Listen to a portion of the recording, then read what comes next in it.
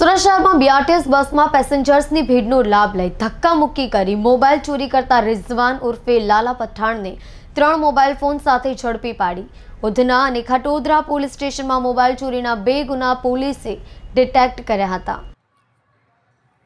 સુરત શહેર police commissioner Shri Ajay Kumar Tomar અને અધિક પોલીસ કમિશનર સેક્ટર 1 નાયબ પોલીસ કમિશનર ઝોન 2 વર્ષ શોધાયેલા ગુનાઓ ડિટેક્ટ કરવા સૂચના આપી છે। નવી ઇન્ચાર્જ પીઆઈ એસએમ પઠાણના માર્ગદર્શન હેઠળ સર્વેલન્સ પીએસઆઈ હરપાલસિંહ મસાણી સર્વેલન્સના પોલીસ માણસો સાથે ડિંડોલીમાં આવેલ એકલેરા 4 રસ્તા વિસ્તારમાં પેટ્રોલિંગમાં હતા। દરમિયાન head constable Rajnish Kishanbhai head constable Deepak તાપીરામને ચોક્કસ બાતમી હકીકત મળી કે ભેસ્તાન આવાસમાં રહેતો રિઝવાન ઉર્ફે લાલા બીઆરટીએસ બસમાંથી પેસેન્જર્સના મોબાઈલ ફોન ચોરી કરી વેચવા માટે ભેસ્તાન આવાસ પાણીની ટાંકી પાસે ઉભો છે। બાતમી હકીકતની ખરાઈ કરી બાતમી હકીકતવાળી જગ્યાએ જે આરોપી રિઝવાન ખાન ઉર્ફ લાલા ઇકબાલ ખાન પઠાણને ઝડપી પાડી તેની અંગઝડતી કરતા તેની પાસેથી અલગ અલગ કંપનીના 3 મોબાઈલ ફોન રૂપિયા 20,000ની કિંમતના મળી આવેલ। જે મોબાઈલ ફોન બાબતે કડકાઈથી પૂછપરછ કરતા 3 મોબાઈલ તેણે 2 દિવસ પહેલા ઉધના તથા ખટોદરા પોલીસ સ્ટેશનમાં મોબાઈલ ચોરીના 2 ગુના ડિંડોલી પોલીસે ડિટેક્ટ કર્યા હતા।